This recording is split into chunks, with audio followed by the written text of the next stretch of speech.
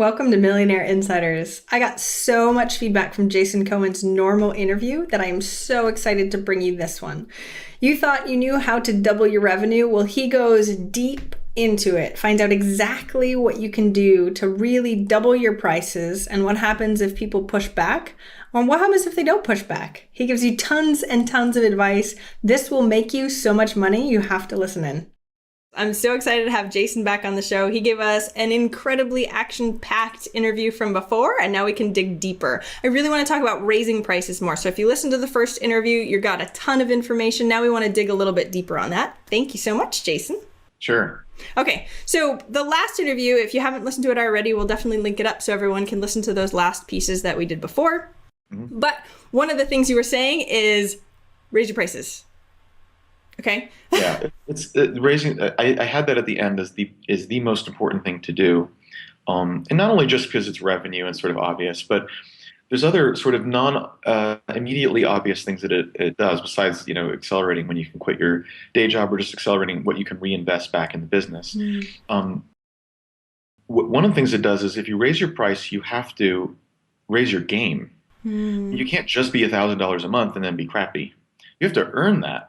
The way I like to think of it is you're 4x more expensive and 400x better.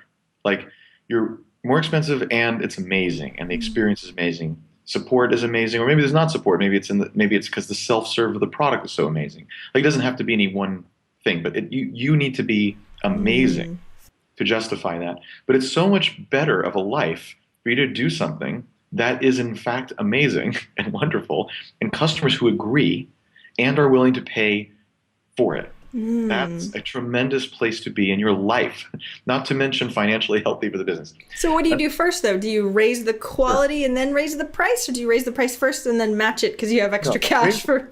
No, you got to raise the price first. Okay. It's just you're going to do them both at the same time, and of course, some of the amazingness will come as whether that's higher quality, certain features, whatever, right? Like that might come over time. That's okay. But you're probably not charging enough anyway because people buy on value, not on how much work it was to make the tool. Right? They pay based on what they're getting out of it, how it's changing their life, how it's making them successful, and not based on how much effort it was for you to build the thing or acquire them or even continue to support them. That's not that they don't do it that way. That's how you think of it, right? So therefore you're probably not charging enough. So step one is to say, okay, let's suppose I was forced to double my price, triple, 10x. It depends on where you're starting from. If you're starting at $9 a month, $1 a month, that kind of a range, you need to get way up, like 30, 40, 30, 20, 30, 40, $50 a month for sure. Okay. The easiest way to see why this is true is how many customers do you need to achieve this financial goal you have? If it's $1 million a year, you need 80 grand a month in revenue. And I realize it's not necessarily $1 million a year, but just suppose you need 80 grand a month. Well, if you're charging $1 a month, that means you need 80,000 customers. There are incredibly successful venture-backed, very excellent companies who have been around for 7 years and don't have 80,000 customers, right? Yeah. Like that's impossible to do, quote unquote. Like that's such a ridiculous thing to set you up for. But with low prices, that is what you have done. You've set yourself up to make it impossible to achieve those financial goals. And so that's like the You're biggest. making us all sad, Jason. Okay, so we're not going to do that. Tell us what to do instead. No, you're not gonna do that. It's like my latest company, WP got cash flow positive in 7 months because our lowest price was $50 a month, and our average price was more like 110 a month.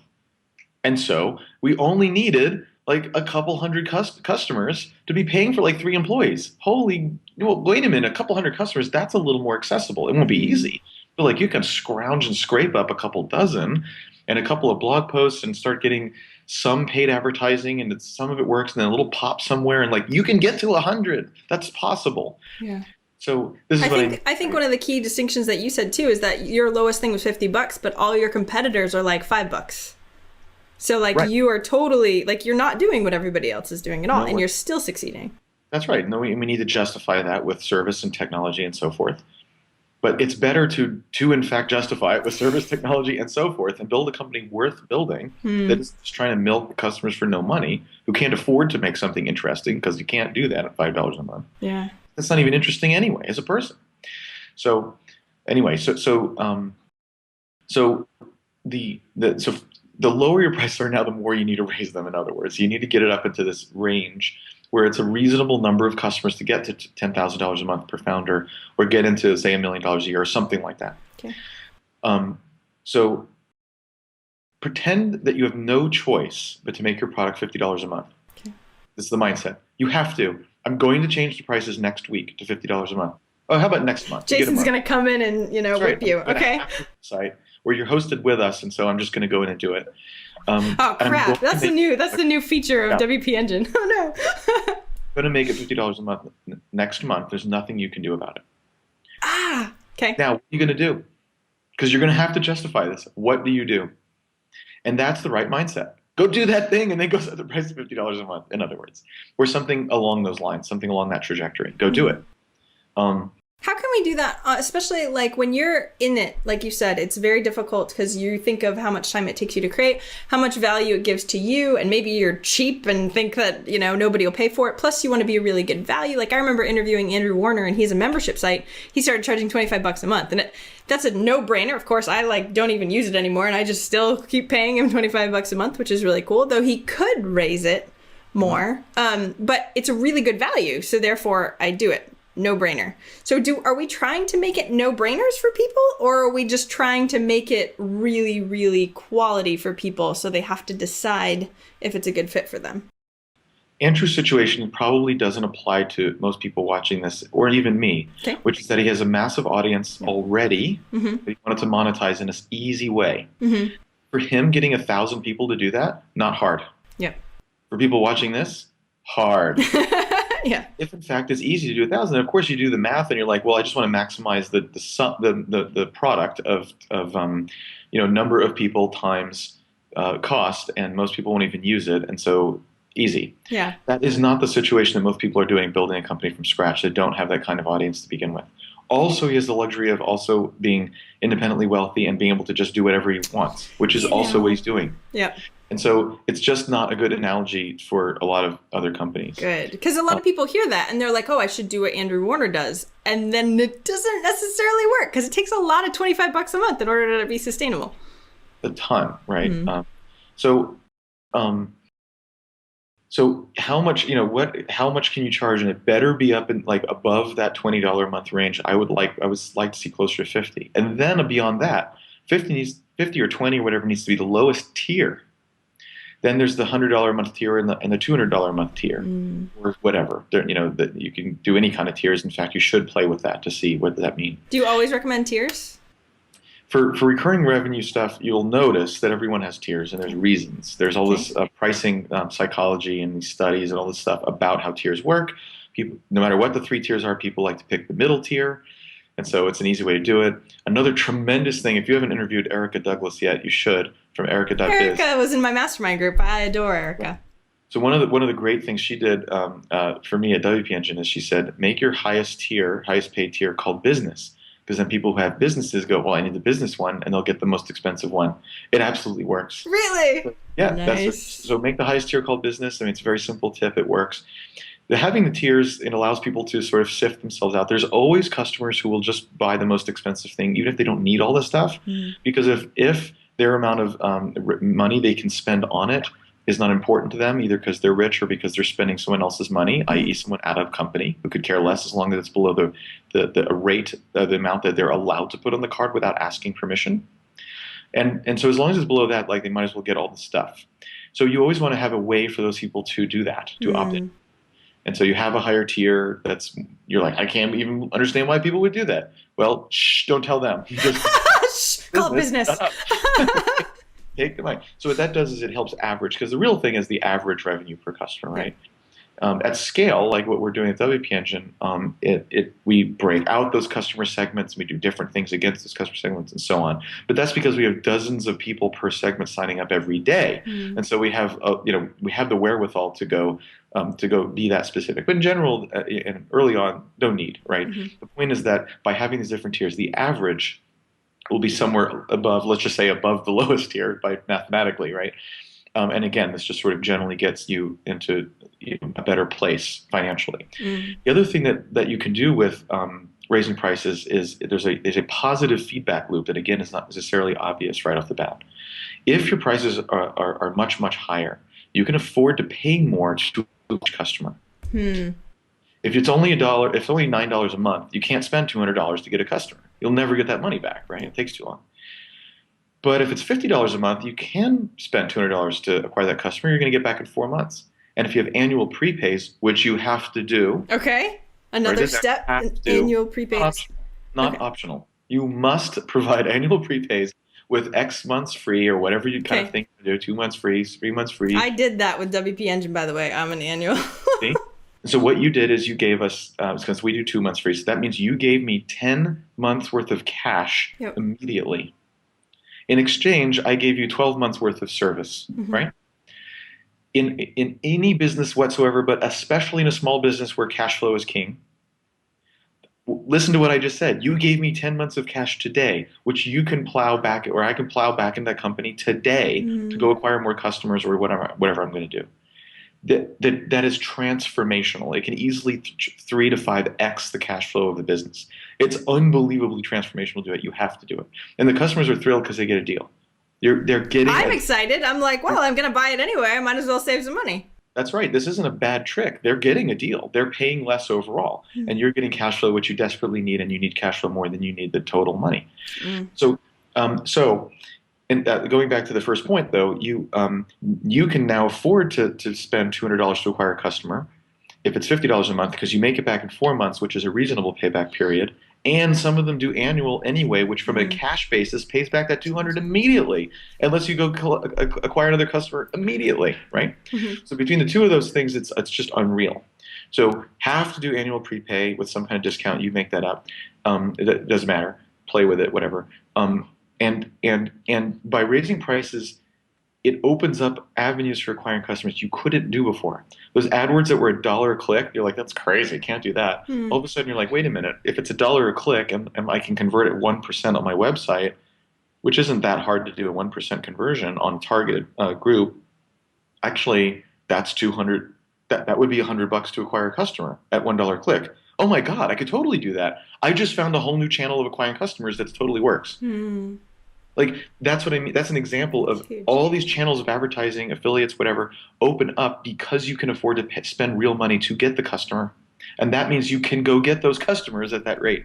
I love Whereas with that. lower rates, you Yeah. literally can't do it. You And then you'll shut start to down. tank because, yeah, Yeah. because you can't even sustain it. And if you can't get new clients, yeah, okay, this is perfect. And then the only way to get clients is this crap like, oh, do SEO and maybe guest posts and all this shit that actually is really hard and costs a lot of time and money too, except you totally can't control it. And Google changes all the time and all. Like it's a terrible foundation Really? for the Tell us company. a little more of that because I think that's what a lot of people are like, well, I want the free methods to grow my company. Therefore, guest posting and SEO and all that stuff is sort of the way to go. But you don't like that, for, Yeah. especially for No. scale, I'm sure.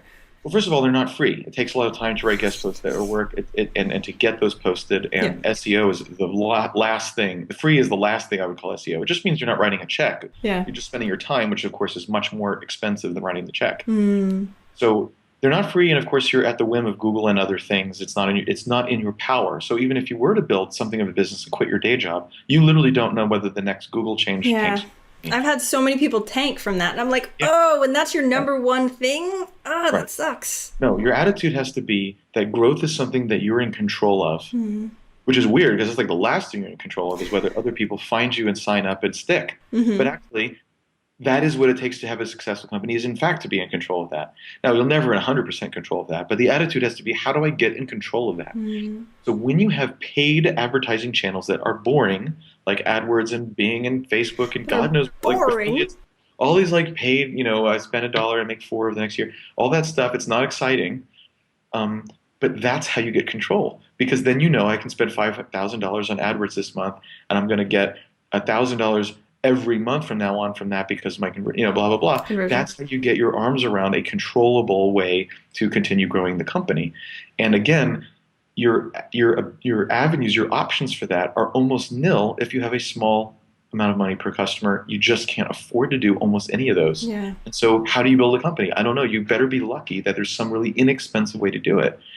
And so and that stays inexpensive over time. That's even worse because usually these things are collapsed upon. AdWords that are good little AdWord niches. Usually over time the price goes up, not down Yeah. on those bids. So the higher the prices, the more you can pay, and therefore the amount you can flog out of one channel and the number of channels and the variety of channels all goes up, and that is power. Then you can go find one of those 10 channels that does work for you, pour money into that, etc. That is incredible power, and none of that is possible if you have low prices. Perfect. Perfect. I absolutely love this. I did want to ask one question before I end this. What's your best paid strategy? Like, as far as which ones are working really well for you guys? Now, I know it depends on the niche and stuff like that, but we hear, AdWords, Facebook, Bing, we hear all these paid stuff. I was just wondering what works best for you. No, you can't. You can't go by that. AdWords worked really well for a long time. Yep. And all of a sudden it went from about $2, $3 a click to $14 to $20 a click, and then it didn't work. Wow. It changes by time. It changes by channel. As you say, it changes by niche, by company. There really is not an answer to that. Test. You have to go, test, and you hate to hear that, like guess and check, test. And you've noticed I haven't said that experiment once in all of these interviews because I hate that answer. Do you? Okay, good. I get that answer a lot. I get that answer a lot. Okay. Except when it comes to stuff like paid advertising. It's true. And look, and that's been true since the lean startup movement has made that mantra just, sort of trite and knee jerk. Like even before that was true, it was still true that you guessed marketing, right? Like that is a constant. It has never changed. Because and something like AdWords, a great example. Like it works, then it doesn't, and you unlock a new set of keywords and messaging, but then someone else figures that out, and like it's its nature. It's its nature. And by the way, so is the tool itself, right? Like that's what Google's doing, is guessing and checking on the ad itself, and that's changing. Like it's its nature that in fact is a guess, and a constant. It's a law. It's an immutable law. So unfortunately, that is in fact the answer on that. All right. And by the way, also things that even we controlled at WP Engine failed and then didn't fail. So for example, our affiliate program, we launched it. Mm-hmm. Didn't work at all. It was terrible. Barely any action. Wasn't no good return on the time we invested in, and so on. We gave up. Mm-hmm. And then a year later, we tried again with someone who was much better at affiliates, and it worked out. And that again is a pretty common kind of refrain. So even something with affiliates, which is not a guess and check situation, still it could be like I tried it didn't work, but maybe if I tried it again with a different mindset, with a different offer, with some new insight into how I'm going to do that, maybe it would work. So it wasn't a total failure. That's really interesting to know that you came back a year later and it did actually work. You can't sort of throw things under the rug and just say it's never going to work again. No, it may not work. Like I have a sense that Facebook ads will never, ever, ever, ever work for us. But so if we want to try it again, I'm fine with that, right? Like at the same time, I'm totally open-minded. I always thought the affiliate program ought to work. Like it's supposed to. Other companies do affiliate programs. I've told everybody about WP Engine. Come on, I should be getting affiliate commission for this. I'm going to put an affiliate link below. Right. Other hosting companies are successful with it, and other WordPress product companies like theme companies and plugin companies are successful with it. Yeah. So it just stands to reason that we should be successful with it. So when we failed, it was like, all right, we failed, but we shouldn't try again unless we have some reason why we think something would be different next time. Mm-hmm. But I do want to try again because, God, everyone else is doing this. So that could have it stands to reason like that should be doable, even though we succeed at first. One time. So that's not, So, So at the end of the day, there isn't an answer to the paid other than, set yourself up so that there's all these potential channels of doing it. I mean, shoot, for us, trade shows, we even can make a bunch of money on trade shows. Really? Because of offers we can do during the trade show. And I know other companies that do that. Most companies don't think of it that way. They think of it as just like throw away money for some branding, which could be fine, by the way. That's just if that's valuable to you, to get the word out, like that's perfectly fine. But you can also go into a mindset of making sales, depending on the product and so on, of course. And so that even works out for us. So you never know. Damn. You never know. But none of it's possible without that high ARPU, as they say. Exactly. Thank you so much for this. I'm going to go ahead and put all this in an action guide, step by step, to raise your prices. You better do it this week, or Jason will come after you, right? Or I will. Thank you so much. Can I give you one last story about raising prices? Please. in the previous interview, you can go hear one of the stories about monthlies and annuals. That's a bunch of fun. Here's another funny one. So I told this thing, got to raise your prices to a starter guy, and I think it was $19 a month. I said, well, make it $39 a month. Double it. Hmm. So he hemmed and hawed, and then he did it. I said, well, what happened to the sign up rate? Because even if it halves, that's the same amount of revenue, but more profit. Yeah. That's still okay. Well, of course, the sign up rate didn't change at all. He just made more money. I said, okay, what are you going to do now? What are you going to do next? And he said, well, now that I've got all this extra money, I'm going to spend more money on AdWords and stuff like that and grow this thing. Uh-oh. No, you double it again. You just said you doubled it. Nothing happened. No, the You next double it again. double it again. Or if you don't want to double it again, then add another $20. Right? Like it doesn't have to be double again. Yeah. But raise it again. Raise it until the sign up rate starts wavering, or it's different things appear that are nasty. Be careful. But like, Will people keep get pissed? moving. Like, You're not done. Raise those damn prices. it worked once, it'll work again. Right. Wow. And How do you also, know yeah, when it's too much though? Because if you start raising them, I mean, you get a lot of refunds, or you get a lot of people saying this is too much. No. Well, first of all, you grandfather. You don't want to be bad to your existing customers. Okay. You can grandfather them in. Raising prices against new customers does not mean screwing your old customers. Okay. Now, if there are ways of raising your prices on old customers that I think are acceptable, I think you need to really explain why you're doing this. You may not raise it all the way, depending on how big the price raise is. You may explain, look, I'm one person, or three people trying to make the dream happen, and we were just simply wrong that we could do it on that. And like, this is for the country. We're not like rolling around on the beach, doing nothing. Like we are starving and trying to make this happen. This is not because we really want to make a company that's going to last and have great service and continue developing this tool. Like there's right ways of doing that back to your customer base if you need to. And I think that's fine. It's also fine to just grandfather and say, look, I have 37 customers or 137 customers. I'm going to have 1,000. I'm just going to look forward at this next 1,000. And by the way, thanks existing customers for putting up with all my weird crap. And as a thank you, don't worry, I'm not changing your prices, right? But that also helps them because they'll want to stick around because they don't want to let go of the cool price that they got, right? That's true. But I think if you're just honest and human and talk about it, then almost everyone understands. And if they don't, they're probably not a great customer for you anyway. Yeah. So you just raise it, and like even after you raise it, and you ask like, how do you know when it's too much and when it starts deteriorating? So yes, of course you want to look for deterioration. So what does that mean? It can mean the sign up rate slows, and again, if it just slows a little, but in the net is still higher, that's absolutely better because your profit margin is better. So that's better. Now, if the sign-up rate goes down by so much that you're actually losing total money, that's definitely too far the other way, and you got to go back, right? Okay.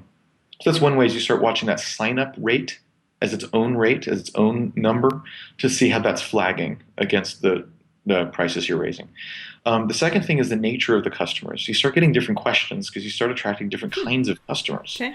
They may so there may be more business and less personal, or it may be different kinds of businesses or whatever.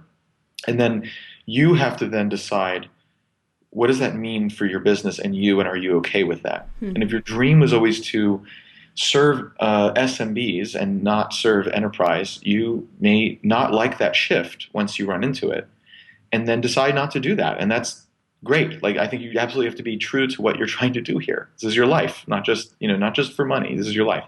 So that's fair. But on the other hand, you might say, okay, actually serving bigger businesses is easier and in lots of ways. And so I'm okay with my business transforming in this manner. And by the way, if I am selling to Adobe and Qualcomm and all these people, I'm going to raise my prices even more. Yeah. And that might be okay. And that's what happened with SmartCare. That's what happened. Really? And my customers ended up being all these huge software companies paying huge amounts of money, and it was a blast because also we were doing incredible things. Like our code was used in the making of PDF Reader and all the stuff in the cell phones that Qualcomm puts code in, Really? and all the stuff in Cisco, and like it's really neat. But from $19 to $1,300 too. That's a ridiculous jump. Right. And so but it could be equally valid to say, look, I don't want to deal with that. I left corporate America. I don't want to go back and then be their slave. Yeah. It's equally valid, right? So this is obviously a personal choice, but just to look out for. You say, what do I look for to know if it's too high? The nature of the customer, which you can detect by, of course, their actual identity, but also like you can often see it in the nature of the pre-sales and support questions you get. Like all of a sudden they'll start asking for stuff like, I need role-based things where certain people can see this and that person can see this but not do this. And you're like, okay, you've just gotten a bigger company where they have all these controls and processes that nobody else cares about, right? Yep. So again, you have to decide like, am I okay with the customer and the product going the way of a bigger, the needs of different kinds of organizations? Or is that against the nature of the product and service that I want to provide? We're like, I don't want to do that. The whole point is to keep it simple, not to da da da, right? So if that's That important to you, matters. then you'll know your prices are too high, in fact, and you want to back it down, right? So nature of the customers and of course the sign up rate is a very direct, objective metric. Thank you so much. This week, everybody raise their prices, and if it works, raise them freaking again. And I really, really appreciate. Annuals. And Annuals. yeah, and put annuals, which I'm gonna do because it totally worked on me, and I didn't even realize. Okay, thank you, Jason, so much for coming on. I really appreciate this. You've been awesome. Thanks, and thanks for having me. I hope you enjoyed that Millionaire Insider interview. Now, the cool thing is that every single one of these episodes for the next 8 weeks will have an action guide associated with it. So you can actually take action, and you better. So go to eventualmillionaire.com/inside and you can download the workbook right now. You can also see every new insider interview as it comes out. So again, it's eventualmillionaire.com/inside.